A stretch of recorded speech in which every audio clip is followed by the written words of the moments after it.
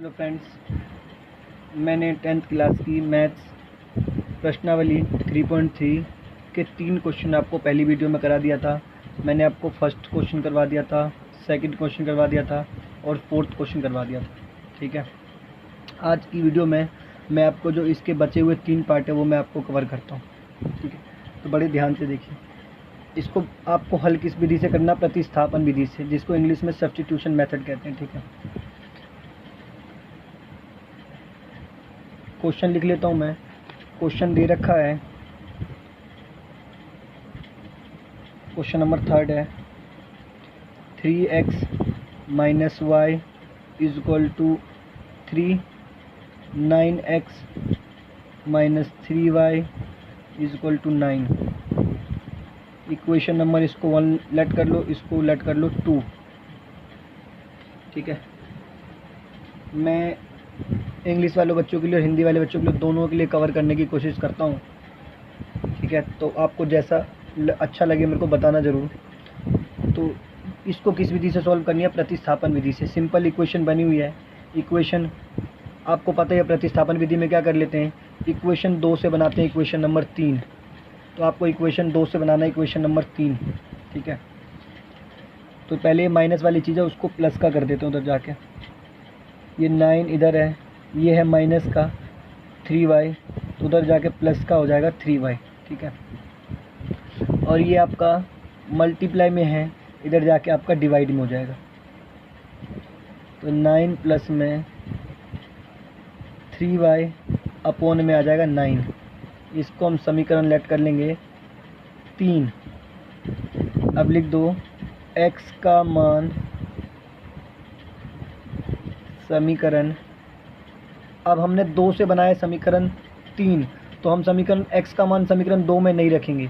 अब 2 में प्रतिस्थापन विधि की यही खासियत है कि अगर आप इक्वेशन 1 और 2 अगर जिससे इक्वेशन नंबर 3 रखेंगे उसी में मत पुट कर देना। ठीक है, अब 2 मैंने 2 से 3 बनाया, तो अब मैं 2 में नहीं पुट करूँगा, अब मैं 1 में पुट करूँगा। मैंने पहली वीडियो में भी आपको बताया, इसी चीज़ पे आपको बस गौर करना है। बस प्रतिस्थापन विधि आपको आसानी से सॉल्व हो जाएगा। x का मान समीकरण 1 में रखने पर, ठीक है, तो 3x minus y, 3x minus Y is equal to दे रखा है 3। अब x का मान देखो क्या दे रखा है, 9 प्लस में 3y, 9 प्लस में 3y अपॉन में 9, तो 3 का 3। x का मान दे रखा है 9 प्लस में 3y अपॉन में दे रखा है 3। क्लोज कर देते ब्रैकेट। माइनस का साइन है तो माइनस लगा लो, y की जगह y लिख लो, और ये 3 है तो 3 लिख लो। अब देखो 3 के टेबल से कट रहा है, 3 1 जा 3 और 3 3 जा 9, तो ऊपर क्या बच जाएगा, 9 प्लस में 3y और अपॉन में बच जाएगा 9 और माइनस में y। इसके अपॉन में कुछ नहीं है तो 1 लेट कर लो। इन दोनों का एलसीएम ले लो, इन दोनों में कोई कॉमन नहीं है तो एलसीएम आ जाएगा 3, क्रॉस मल्टीप्लाई हो जाएगा, इसका मल्टीप्लाई इससे और इसका मल्टीप्लाई इससे। 9 प्लस में 3y और माइनस है तो बीच में माइनस, और इसको कर दो इससे 3y इज इक्वल टू 3। तो हो जाएगा, क्रॉस मल्टीप्लाई कर दो, 9 9 से कर जाएगा, तो लिखना है 9 3y माइनस 3y, और ये भी आपका क्या होगा, 3 3 जा 9। देखो ये भी 3y, ये 3y चला जाएगा 0, इधर बचेगा 9 इज इक्वल टू 9। आपका ये इतना ही सॉल्व होगा। आगे क्या लिखना है मैं आपको बता देता हूँ। आगे आपको ये लिखना है, इस क्वेश्चन में आगे क्या लिखना है मैं आपको बता रहा हूँ। आगे लिखना है इस क्वेश्चन में आपको,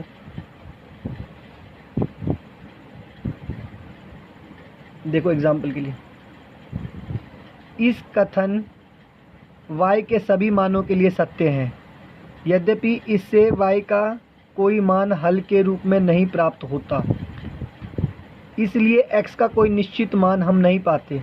इस स्थिति में इसलिए पैदा हुई है, यह स्थिति इसलिए पैदा हुई है कि दोनों दिए गए समीकरण एक ही है। समीकरण 1 और समीकरण 2 जो है वो दोनों का मान जो है एक ही है। तो इससे इसका मतलब ये है कि ये अपरिमित रूप से अनेक हल है, ठीक है। इसलिए ये क्वेश्चन यहीं तक होगा। और जो मैंने आपको बता रखा है आपका पेज नंबर 58 पे, same as question example number 9, बिल्कुल क्वेश्चन नंबर 3 की तरह ही है। तो क्यों? क्योंकि ये दोनों क्वेश्चन जो है एक ही है। आप इधर ध्यान से देखिए कि 3x minus Y is equal to 9 और 9x minus 3y is equal to दे रखा है 9। अगर ऊपर वाले को भी हम 3 से मल्टीप्लाई कर देंगे तो वो भी इसी फॉर्म में आ जाएगा। ये इक्वेशन किस फॉर्म में है? ये दोनों ही अपरिमित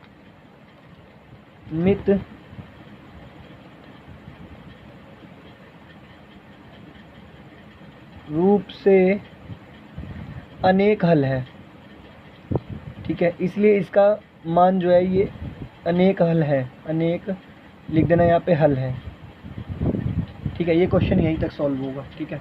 और बाकी जो मैंने स्टेटमेंट दिखाई आपको वो स्टेटमेंट पूरी आ जाएगी। थर्ड क्वेश्चन हो गया। आशा करता हूँ कि आपको अच्छे से समझ आया होगा, ठीक है।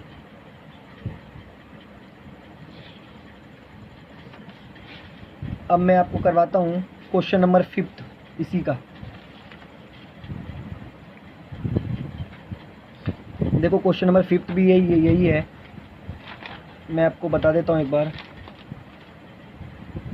क्वेश्चन नंबर 5 क्या है?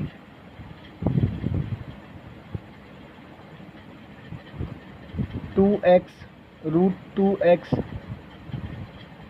3y इज इक्वल टू 0,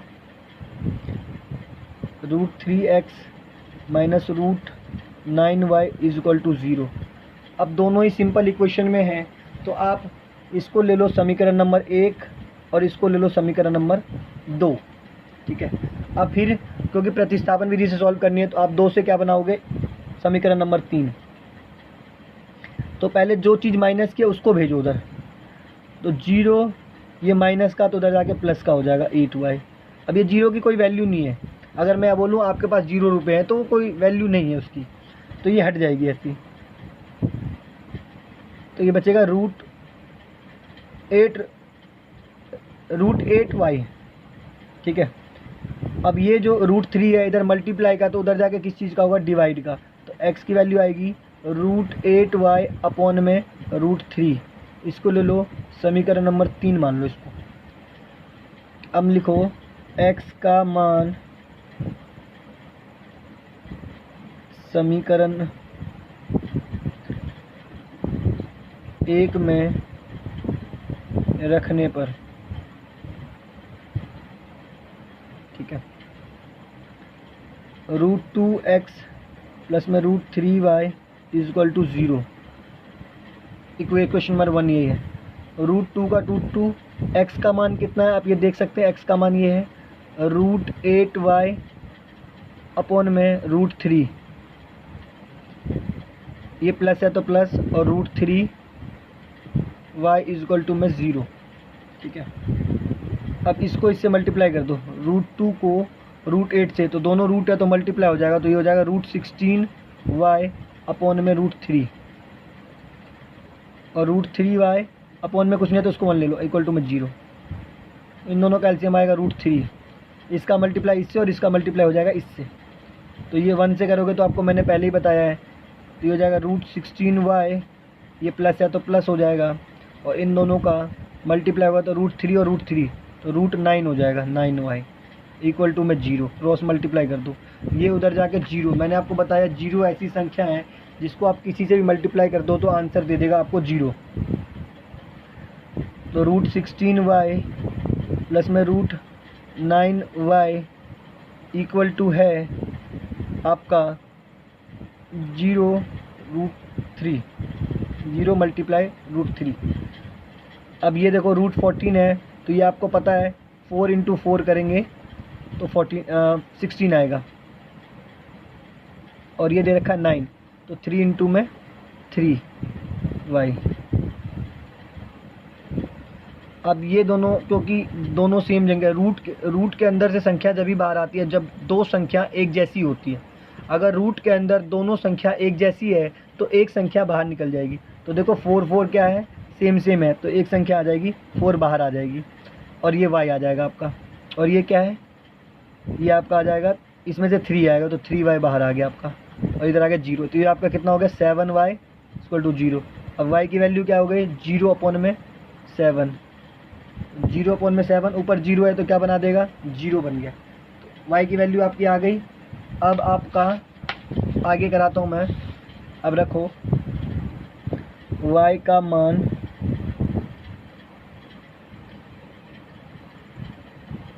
समीकरण नंबर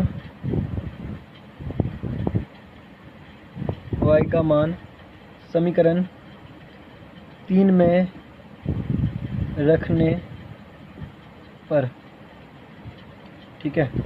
तो समीकरण नंबर 3 क्या है, आप देख सकते हैं समीकरण नंबर 3 यही है। तो √8y अपॉन में √3, √8y की जगह पता है आपको वैल्यू 0 डाल दिया, और √3, 0 को किससे मल्टीप्लाई कर दो 0, और अपॉन में √3, ऊपर 0 तो 0, x का मान भी कितना आ गया 0, और y का मान भी आ गया आपका 0। ये आपका इस क्वेश्चन का आपका आंसर, ठीक है। अच्छा, मैं आशा करता हूँ आपको बहुत अच्छे से समझ आ रहा होगा। अब इस फर्स्ट क्वेश्चन का लास्ट क्वेश्चन बच गया है, फर्स्ट का लास्ट पार्ट बच गया है। वो क्वेश्चन बहुत ही इम्पोर्टेंट है, ध्यान से देखते हैं। 3x अपॉन में 2, 5y अपॉन में 3 इक्वल टू -2, और x अपॉन में 3, y अपॉन में 2 इक्वल टू होगा 13 अपॉन में 6, ठीक है। अब ये दोनों इक्वेशन जो है वो आपकी सिंपल फॉर्म में नहीं है, तो आपको इसको इक्वेशन लेके आपको सिंपल फॉर्म में बनाना पड़ेगा। तो सबसे पहले क्या करते हैं हम, फर्स्ट वाली इक्वेशन को ठीक बनाते हैं। 3x अपॉन में 2, 5y अपॉन में 3 इक्वल टू -2, दोनों का एलसीएम आ गया 6, ठीक है। दोनों का एलसीएम आ गया 6, इसको इससे मल्टीप्लाई कर दो क्योंकि इन दोनों में कुछ कॉमन नहीं है। तो 3 3 जा 9x, माइनस है तो माइनस, 5 2 जा 10y, और -2 क्रॉस मल्टीप्लाई कर दो, 9x क्योंकि 1 से मल्टीप्लाई करेंगे तो वही आएगा, 9x minus 10y equal to -2 into में 6। अब देखो 9x माइनस 10y, और इन दोनों को मल्टीप्लाई कर देंगे तो -12, ठीक है। ये हुआ इक्वेशन नंबर आपका 1, ठीक है। सेकंड को भी बना लेते हैं, इक्वेशन नंबर ठीक कर लेते हैं। x अपॉन में 3, y अपॉन में 2, और 13 अपॉन में 6, दोनों का एलसीएम ले लो, दोनों का एलसीएम आएगा 6, इसको इससे हो जाएगा, ये हो जाएगा 2x, इसको इससे हो जाएगा, ये हो जाएगा 3y, और 13 अपॉन में 6, 6 से 6 नीचे से नीचे ही कट गया क्योंकि दोनों के नीचे 6 है, ठीक है। तो 2x 3y equal to 13, equation number आपका सेकंड, ठीक है। अब आपको पता ही है दोनों इक्वेशन बन गई है, तो आप फर्स्ट से क्या बनाएंगे, सेकंड से क्या बनाएंगे, सेकंड से बना लो इक्वेशन नंबर थर्ड, सेकंड से बना लो इक्वेशन नंबर थर्ड।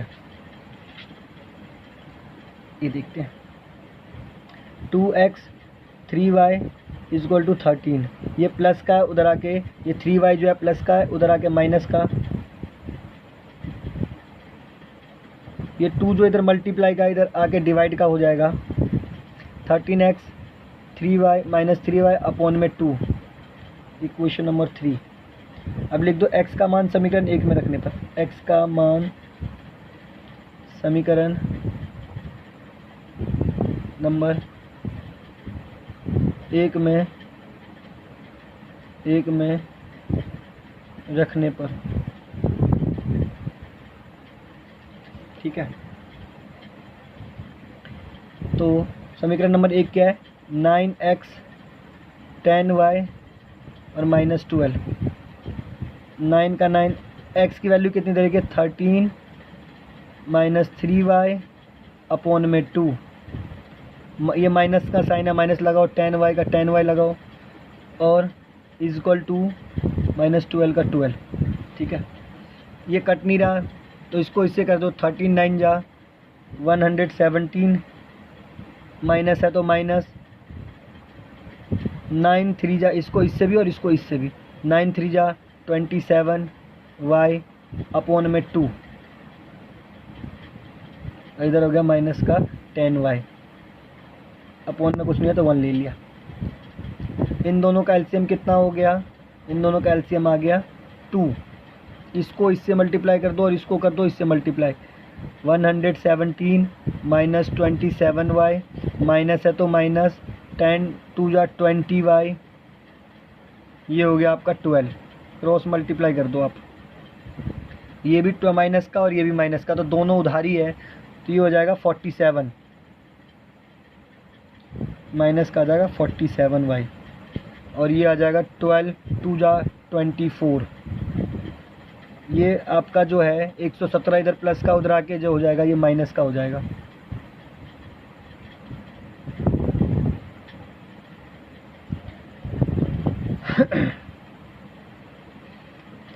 दोनों प्लस कर दो, 24 117 में दोनों माइनस का ही है, तो दोनों माइनस माइनस माइनस ही होगा, इन दोनों को प्लस करोगे तो 4 और 7 हो जाएगा 11, और 2 और 1 3 और 1 4, और ये 1 का 1 141 माइनस का, माइनस से माइनस गया, ये मल्टीप्लाई का इधर आके डिवाइड का 141 अपॉन में 47, ठीक है। आपका 3 के टेबल 3 से चला जाएगा, 47 का टेबल अगर आप 3 बार पढ़ोगे तो 141 आता है, 47 का टेबल अगर आप 3 बार पढ़ेंगे तो 141 आता है आपको, ठीक है। तो y की वैल्यू आपकी आ गई 3। अब लिखो आप कि y का मान समीकरण नंबर 3 में रखने पर,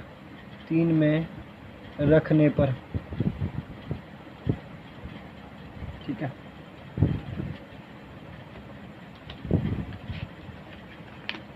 इस क्वेश्चन को मैं यहाँ भी करा सकता हूँ थोड़ा सा, तो बड़े ध्यान से देखना।